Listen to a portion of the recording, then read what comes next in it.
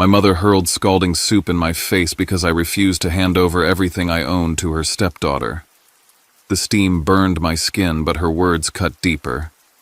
"Give her all your things, or get out," she screamed. I didn't fight. I didn't shout back.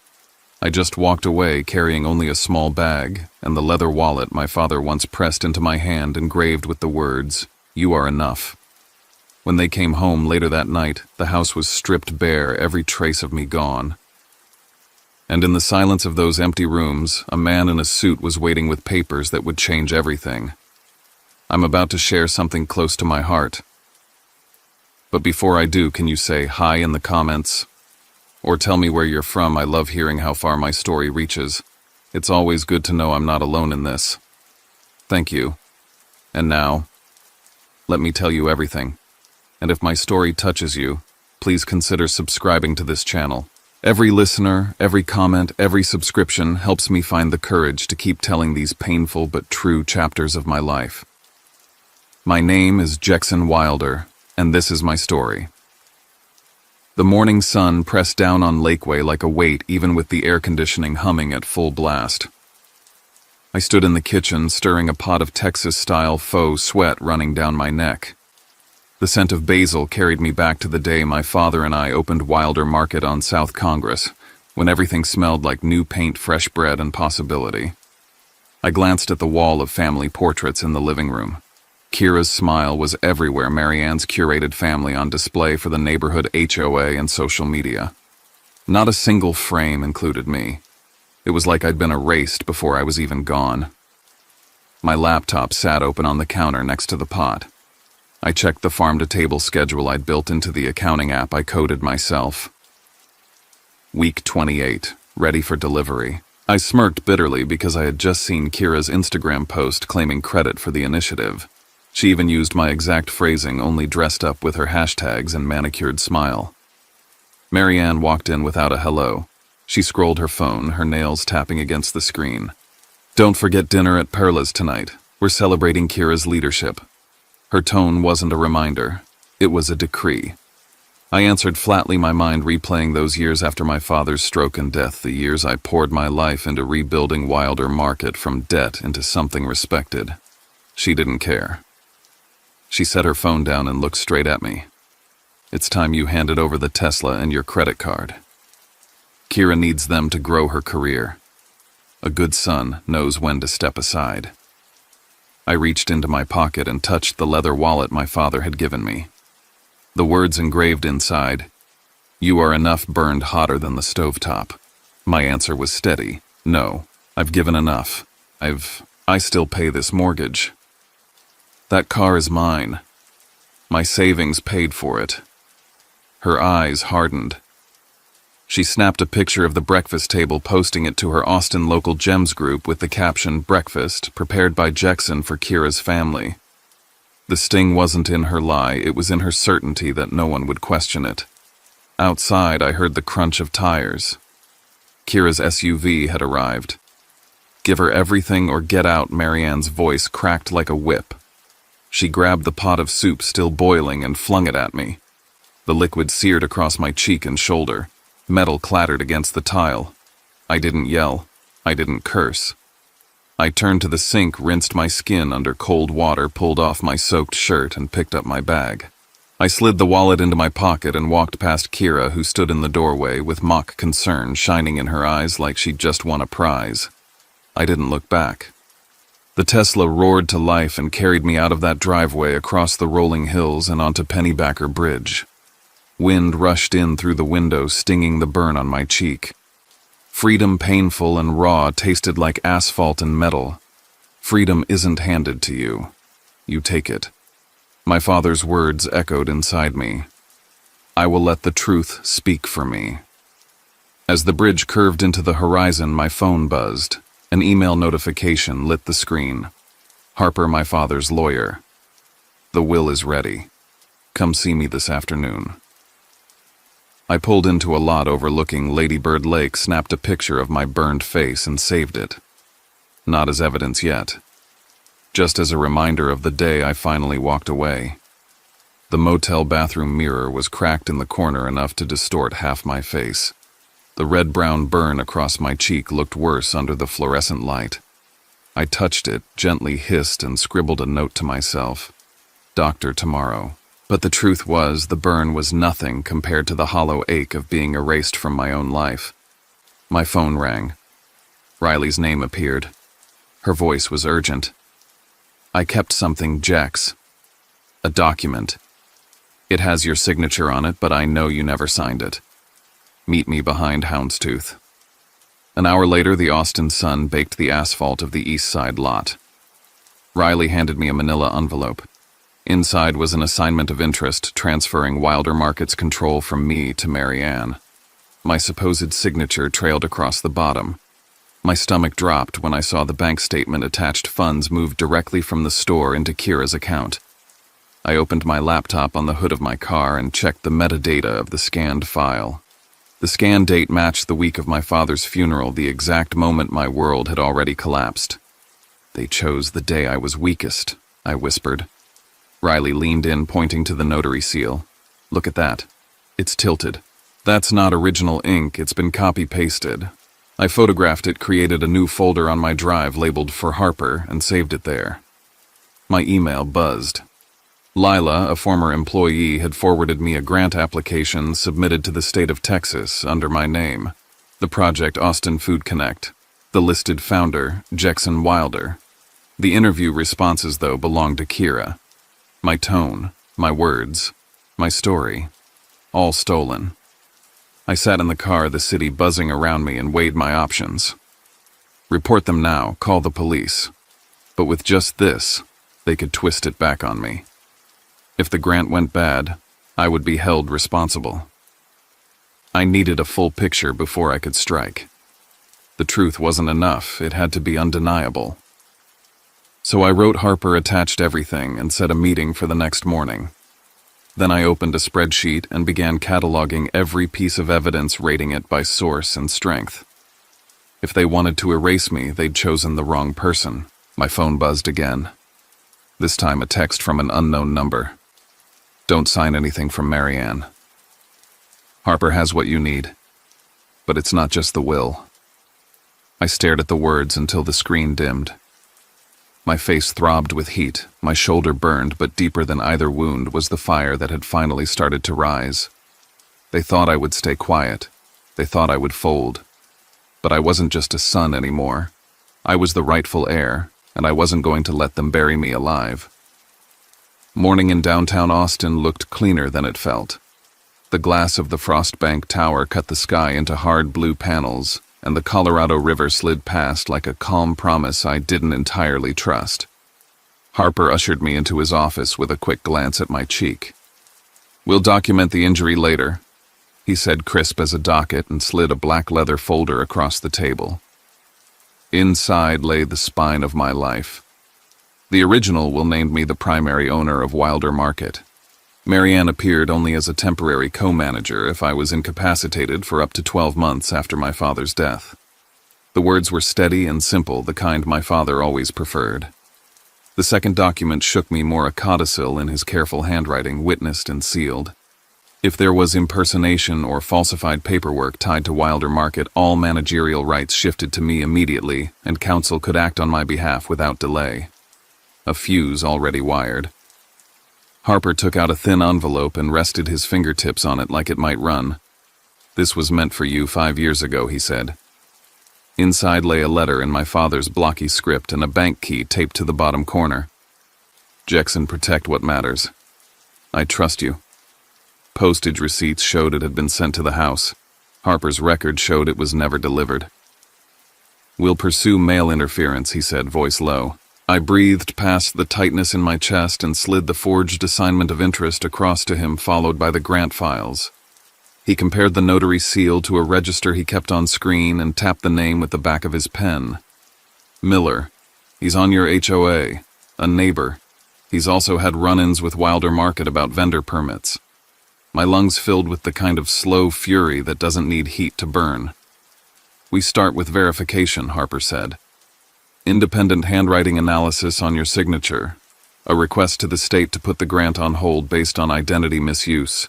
We file notice to reassert control under the codicil, and we document the intercepted letter. I nodded, then admitted the part I'd kept quiet. I helped buy the house. I'm on title with Marianne. Harper didn't flinch. That gives us a second track. If necessary, we initiate a partition. It's not pretty, but it's clean. He pushed one last envelope toward me. Scanned pages of my father's early ledgers from the 90s, his notes marching down the margins, and in the corner of each page the same inscription, for Jackson. Proof in ink of what he'd been building and for whom. It felt like a hand on my shoulder from a man who knew I would need it later. Harper leaned back. We'll take this public in a place that belongs to the neighborhood, he said. Zilker Park HOA meeting this weekend. If the truth needs a room, give it a crowded one. I pictured the hall, the folding chairs, the way whispers move faster than facts. My jaw set. I'll be there. He watched me stand, then added one last line, almost gentle. Be ready. When you drag the truth into the light, people will try to turn off the lights. I held the leather wallet in my palm until the letters stamped inside impressed against my skin. You are enough. The river outside slid on the city, busy with its errands, and for the first time in years, I felt the ground under my feet belonged to me. I texted Riley as I left, asked her to keep her phone on for the weekend. I forwarded Lila's emails to a private archive and set calendar invites with attachments and timestamps. By the time I hit the sidewalk, the steps were already moving. Close the grant channel, freeze the fake transfer, publish the ownership notice under the codicil log, the injury, preserve every file. I tucked the letter back into its envelope like a live match and headed toward the garage, the heat pressing down in sheets. Across the river, the city looked exactly the same. I didn't. By Saturday, the air had thickened into that early summer weight Austin knows so well. The community hall at Zilker smelled like folding chairs and old coffee. Floor-to-ceiling windows framed the lawn where families dragged coolers and kids chased shadows. Inside, Kira stood at the podium in a cream blazer, her slides beaming behind her South Congress revitalization lead partner, Wilder Market. She spoke like she'd been born to it. She used my phrases the way a person uses someone else's house key. I sat 3 rows back with Harper, a seat to my right. I felt the weight of the leather wallet in my pocket, the burn on my cheek tight like a reminder not to blink first. When the chair opened the floor for questions, I rose. No dramatics. Kira didn't inherit Wilder Market, I said, voice level. I've managed it since 2017. I carried a thick envelope to the front table and laid out tax filings, vendor contracts, and the delivery ledger from week 28. My name appeared in places they hadn't bothered to scrub. A woman near the back raised her hand. Her hair was white and braided into a crown. I remember your father, she said softly. At the opening, he told me that store was for you. You could feel the hum move through the room like a small storm. Kira laughed lightly, eyes a little too bright. Memories are unreliable, she said. We're all here to focus on the neighborhood's future. Harper stepped forward and held up a photocopy. This transfer document has a notary seal belonging to Mr. Miller, he said, indicating a man in a golf shirt near the aisle. Mr. Miller, are you comfortable confirming that this seal placed on a day the signatory was at a funeral is yours? Heads turned. Miller went red and tugged at his collar. I notarize a lot, he muttered. I don't remember every date. The chair scribbled a note. Someone near the window took out a phone. Marianne stood sharp as a snapped branch. My son is jealous, she said. He's trying to take what isn't his. He hasn't contributed a thing. I didn't take the bait. Harper slid the tax summaries across the table, each year stamped and signed 5 in a row. He contributed cash, time, expertise, and risk, Harper said, consistently. The room quieted the way rooms do when a lie stops fitting. A younger homeowner at the side table opened a laptop to the projector. I have something, he said. A video from 2020 filled the screen, our farm-to-table kickoff. There I was, standing behind the produce display, explaining how the local contracts would be structured, how small growers would be paid on delivery to stabilize their cash flow. The words on the video matched almost line for line the claims on Kira's slide deck. People didn't look at the screen, they looked at her. Kira's smile thinned. "Wilder Market is a community brand," she said. "I'm simply the face of what we all built." I could have said 100 things. I chose one. You can't be the face of something you tried to sign away from the person who built it. I placed the codicil notice on the front table stamped and filed that morning, and the chair read it quietly. Immediate reversion of control in the presence of falsified instruments. Authorized counsel empowered to act. I looked at Miller. "Did you notarize that document?" He swallowed. "I'm talking to my attorney." Harper nodded once as if he'd expected nothing else. This wasn't a courtroom. It didn't have to be. It was a neighborhood room, and the neighborhood had eyes. I turned to the audience. "You've shopped at our store," I said. "You've seen me behind the counter, and you've seen me hauling crates at 5 a.m. I don't need applause, I need accuracy. We can't improve a street by lying about who paid for the asphalt." The chair cleared her throat and tapped her gavel lightly.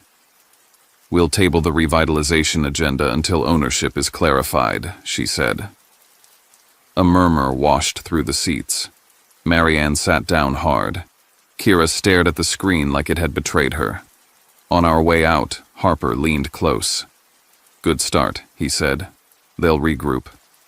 Expect something tonight or tomorrow. Don't engage unless it's in a room with rules." I nodded. Outside, the park opened wide, the lawn bright, the city doing what cities do, moving forward whether you're ready or not. I slipped my hand into my pocket and felt the ridges of the stamped letters again. The meeting hadn't ended anything. It had simply made what was true visible to more people. By the time I reached my car, messages were already stacking up: support from old customers, cautious questions from vendors, a single line from an unknown number reminding me to be careful. I sat behind the wheel until my heartbeat slowed, then started the engine. I didn't look back at the hall. I didn't need to. The room was full, the lights were on, and for once nobody could pretend they didn't see me. Perlas glowed like a stage-warm bulbs strung over the patio glasses, chiming a server gliding past with oysters on ice. Marianne had reserved the long table by the window and placed Kira in the center like a crown jewel. I took the end seat, the one you give a guest you'd rather forget. Harper sat 2 chairs away, folding his napkin with the patience of a chess player. Kira dabbed her lips and smiled for a selfie. "The Tesla's been a godsend," she announced loud enough for neighboring tables. "Back-to-back meetings with investors. Thank you, Mom. And a little credit to my brother for breaking it in." Laughter circled the table. I set a folder down beside my plate and slid out a copy of the vehicle registration. "That's strange," I said, calm, "because this signature isn't mine." The document moved from hand to hand until the light laughter thinned and disappeared. The forged scrawl sat there shameless. Marianne leaned back, crossing her arms. Such pettiness. A car. You're a grown man bickering over a car. She reached for the paper as if she could erase ink by willpower. I opened a second folder and laid my father's old ledger page in the center. The paper yellowed the corner, marked with his handwriting, "For Jackson." The room breathed in. Marianne's hand shot out. She tried to fold the page into her purse. Harper's fingers landed lightly on the edge. He didn't raise his voice. He didn't have to. She let go. I looked at Kira. "I sent a formal report to the state this afternoon," I said. "The grant application you filed under my name is now flagged with supporting evidence attached." Her smile faltered. A couple at the next table whispered. Sound travels strangely when truth enters a room. Harper cleared his throat. "If this proceeds, funds will be frozen, and any entity tied to the filing can be held for review." He glanced around, making sure each word landed, including Wilder Market. Forks paused halfway to mouths. Marianne's gaze snapped to me, then to Harper, calculating. Beneath the soft music, my phone buzzed. A new message lit the screen. "Be careful. Someone here is recording you to edit your words later." I lifted my eyes and let them sweep the room. 2 tables over, a man angled his phone just wrong, pretending to film the string lights. I pushed my chair back. "I won't debate this at dinner," I said, standing. "I'll let documents speak before anyone can invent a version they prefer." Kira's voice sharpened. "You're trying to humiliate us in public." I slid the ledger back into its sleeve. "I'm trying to stop you from rewriting my life." I placed cash for my drink beneath the water glass and nodded to Harper. He rose with me. As we stepped away, he murmured, "Next move is theirs. Be ready before they make it." We passed the oyster bar and the carefully curated laughter out into the heat where the night smelled like salt and asphalt. Austin throbbed around us, music from a block away, traffic shrugging along the city, indifferent and alive. I tucked the ledger close to my chest and kept walking. At the curb, Harper paused. "Expect noise," he said. "Posts, messages, little fires everywhere. Don't feed them. We'll set the table where rules apply." I nodded and unlocked the car. The screen on my phone filled with notifications, group chats, lighting up a vendor, checking in an old customer, sending a heart. I silenced everything except Harper and Riley, slid behind the wheel and let the engine settle into its low purr. Behind me, Perlas glowed on a room, determined to stay golden even when the gold had peeled. Driving home, I replayed the look that crossed Kira's face when the page with my father's handwriting appeared. Not guilt, not shame. A flicker of inconvenience, like a pebble in a shoe. That was the part that chilled me, how small she thought the truth was. I tightened my grip on the wheel and reminded myself that small things crack foundations if you place them right. Back at the motel, I scanned the documents again, uploaded clean copies to an encrypted drive, and placed the originals in a fireproof bag. I stood at the sink and rinsed my cheek in cool water, the skin tight and new. In the mirror, I didn't look victorious. I looked awake. The text came just after dawn, no punctuation, no kindness. "Back off, or your face won't be the only thing that burns." I took a screenshot, saved the number, sent it to Harper with the subject line retained. The word made me feel steadier than brave. By 10, Harper called. "The state has paused the grant," he said. "On our request. That stops movement. It doesn't end scrutiny. On paper, you're the applicant." I sat down on the edge of the motel bed. "So they can look at me," I said. "They should. The sooner we show them what's real, the better." He agreed. "We'll get ahead of it with a sworn statement, exhibits attached." Riley met me in the back lot of my old office park, a place that still smelled like summer tar and vending machine coffee. She held a flash drive like a relay baton. "We got into the legacy mail server," she said. "Archival folder. Someone tried to purge it, but they didn't finish." On my laptop, her recovered thread opened like a trapdoor. Kira emailing Marianne a year ago about a plan to scrub my name from every public-facing asset drafts attached for posts that would announce she'd been running the store since 2020. The send date was my birthday.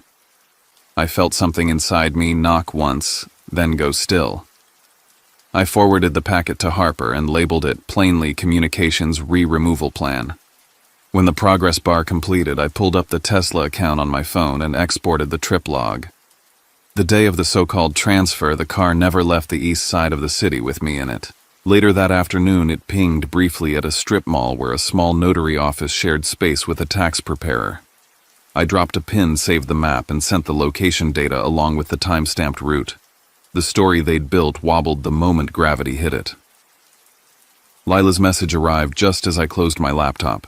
She'd found a short, grainy clip from the store's back-office camera saved to a hidden folder by habit more than foresight. The audio was muddy, the angle poor, but Marianne's voice carried clearly enough. "We borrow his name to get the doors open, then we take the name off the door." Kira answered softer, the words clipped by the mic. "People trust him. We keep that until they don't notice anymore." It wasn't a confession carved in stone. It didn't need to be. It showed intent like a shadow shows shape. I walked the perimeter of the lot to clear my head. Delivery trucks rattled the alley. A man in a bright vest stacked water cases by the service door. Ordinary life went on, which somehow made the fight feel more real, not less. I called Harper. He listened to each piece, asked for file hashes, asked Riley to sign a short declaration about the recovery path. Then he said, "It's time. Mediation." I'll request dates. Bring everything. Everything meant more than paper. It meant the day my mother threw a pot at my face because I said no. It meant a childhood of shrinking to fit a frame that never included me. It meant the ledger corners my father marked for a future he wouldn't see. I drove to his grave and sat in the heat with the engine off and the windows down. "I'm doing it the way you'd want," I said out loud, the words floating up and falling back warm as breath. That night the city leaned into itself. I walked from the motel to the corner taqueria, kept my head down, listened to the sizzle in the radio and the soft murmur of people who weren't performing for anyone. When I got back, another unknown number had left a voicemail, heavy breathing, and the click of a lighter. I saved it, made a note, turned my phone face down. I spread the documents across the small desk, registration ledgers, grant archive email threads, location reports, the letter, the codicil. The pattern was plain. This wasn't a bad argument that got out of hand. It was a structure planned and layered, falsify, redirect, erase, present a new story until the old one stopped being believed. A map of how to steal a life without leaving a visible burglary. Harper texted close to midnight. Mediation confirmed. 3 days. We put all the cards down, he wrote. No emotion, just sequence and proof. I typed back, understood. Then I added the only thing that mattered to me. It's been 5 years. I'm ready. I turned off the light and lay in the dark with the wallet in my hand, the letters inside pressing softly into my palm. On the other side of the wall, someone laughed. A door slammed. A television muttered through a sports recap. I counted my breaths until the city settled and the night let me in. Somewhere near sleep, I saw the market the way it looked when we cut the ribbon. My father's shoulders squared, his hand steady, my name clean on the sign. I kept that picture because it was true, and because in 3 days I would need every true thing I had. The conference room at Harper's office was silent except for the hum of the air system and the soft rush of the Colorado River beyond the windows. Marianne and Kira sat opposite me, their postures sharp with rehearsed confidence. I placed my father's leather wallet in front of me on the polished table, a small anchor against the tide. The mediator cleared his throat, but Harper didn't wait for ceremony. He opened the folder of evidence and began laying each piece down like cards in a game they were about to lose. First came the forged transfer document, the seal exposed as belonging to a neighbor whose credibility was already unraveling. Then the Tesla logs bright on the projector showing where the car had been on the day of the supposed signature, nowhere near me, nowhere near that notary office. Next were the emails Riley had salvaged outlining Kira's plan to erase me from Wilder Market's history. Finally, Harper cued the grainy office video. The room filled with Marianne's voice discussing how they'd use my name until it no longer mattered, then cut me out entirely. Kira sat stiff, her jaw locked, but her eyes betrayed the fear creeping in. Harper lifted the codicil. He read aloud my father's condition. If impersonation or falsification were proven, control shifted immediately to me with legal authority vested in Harper to act on my behalf. The mediator nodded, confirming its legitimacy. Marianne slammed her palm against the table. "You are a traitor to your family," she spat, her voice ragged. "Your father would be ashamed." Kira tried to steady her, but the weight of the codicil hung heavy. For the first time, she avoided my eyes. I opened the final envelope and withdrew the letter my father had written, the ink dark and steady. "Jackson, protect what matters. I trust you." My voice cracked slightly as I read it aloud. Marianne lunged, hand outstretched, but Harper intercepted her with a calm, firm gesture. The mediator asked if they would contest the document. Neither spoke. Silence filled the room, louder than shouting. Pressed from every side, Marianne and Kira signed the papers that restored full ownership of Wilder Market to me. Harper's voice was steady as he declared, "From this moment forward, Jackson Wilder is the sole legal owner." I felt the words settle over me like armor. Years of being erased, of being the ghost in my own family's story, closed with a signature. Later that day, Marianne and Kira returned to Lakeway. The house I had once fought to hold together no longer belonged to me. Through the partition process, my share was removed, my possessions already gone. They opened the front door to a hollow shell. Every trace of my life books, photographs, even the kitchen tools I had bought was gone. In the living room, only their belongings remained. A man in a dark suit stood waiting. He handed them the notice the house had been listed for sale, a process triggered by the legal division of assets. I wasn't there to see Marianne sink into the couch or hear Kira's furious protests. I was already on the road, the evening sun painting the hills in molten gold. My father's wallet rested on the passenger seat.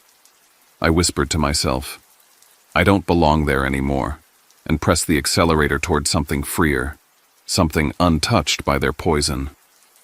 My new apartment in East Austin was small, a single bedroom with a view of the street below where taco trucks and late-night laughter floated through the air. It wasn't Lakeway's manicured calm, but it was mine. On the wall, I hung the painting my father had made of Wilder Market, his handwriting in the corner for Jackson.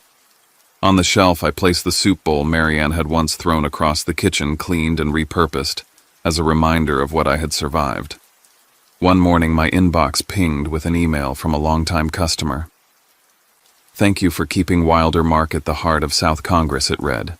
The words filled a space in me that family never had. It was recognition without strings, respect without performance. I sat with that feeling, letting it warm the quiet room. Weeks later, the Central Library invited me to speak. The event hall smelled of books and cedar light slanting through tall windows. I stood at the podium and told the story of what had happened not as an accusation, but as a truth I had carried too long. Freedom isn't winning, I said. It's knowing when to let go. Faces nodded back, some wet with tears, others set with resolve. When I finished, a man approached me quietly.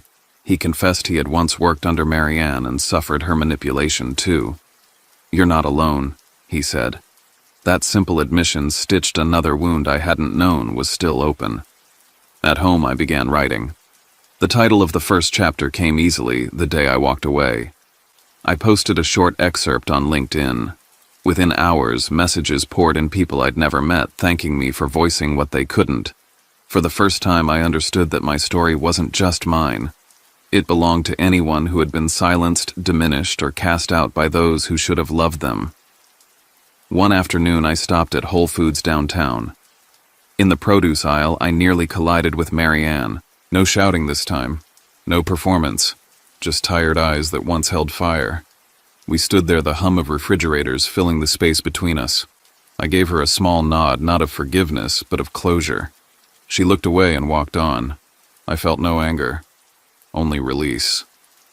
Outside, the Texas sun blazed down, music spilled from a food truck parked at the curb, and the air smelled of lime and cilantro.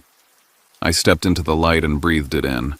I lost a family, I told myself, but I found myself. The words weren't bitter. They were true.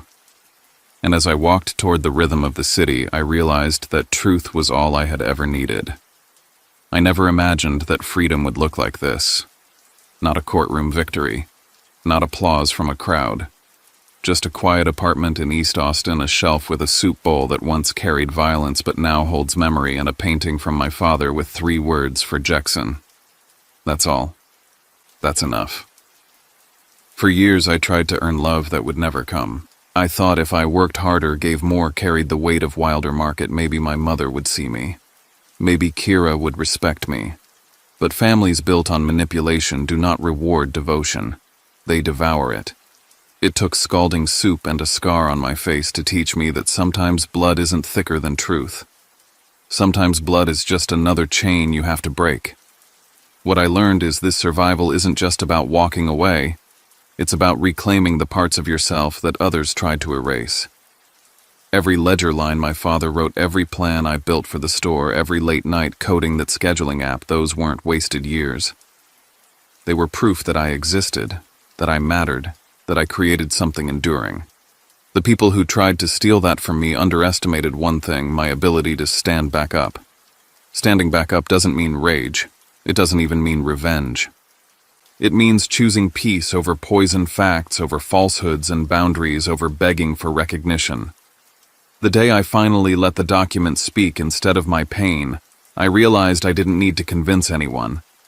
The truth was strong enough on its own. And once I saw that, I stopped chasing a family that never wanted me. Do I still feel loss? Yes. The ache doesn't vanish. When I see other families gathered around a table in harmony, there's a quiet pang inside me. But I no longer measure my worth against what I lacked. I measure it against what I've built: resilience, clarity, independence, and a new life where my story belongs to me. That's the inheritance my father really left me, not the store, not the house, but the courage to protect what matters. Maybe you felt it too. Maybe someone close to you tried to erase you, silence you, tell the world you weren't enough. Maybe you're carrying wounds no one else can see. If that's you, let my story be proof you don't have to stay in the house that hurts you. You don't have to hand over your life to people who only see you as fuel for their fire. You can walk away. You can reclaim yourself. And you can heal, not by waiting for an apology, but by building something stronger out of the ashes. Thank you for walking through this story with me. If it resonated, if it stirred something in you, please let me know. Drop a comment, share where you're from, or simply say I hear you. Because the hardest part of telling a story like this isn't reliving the pain, it's fearing that no one will care. Every comment reminds me I'm not shouting into silence. And if you believe stories like mine matter, I'd ask you to subscribe to this channel. Each subscription helps me keep telling the truth that some people want buried. Your support makes it possible for me to shine light on dark places, not just for me, but for anyone who needs to hear that they are not alone. I am Jackson Wilder. This was the day I walked away. And though I lost the family I thought I needed, I found something better myself.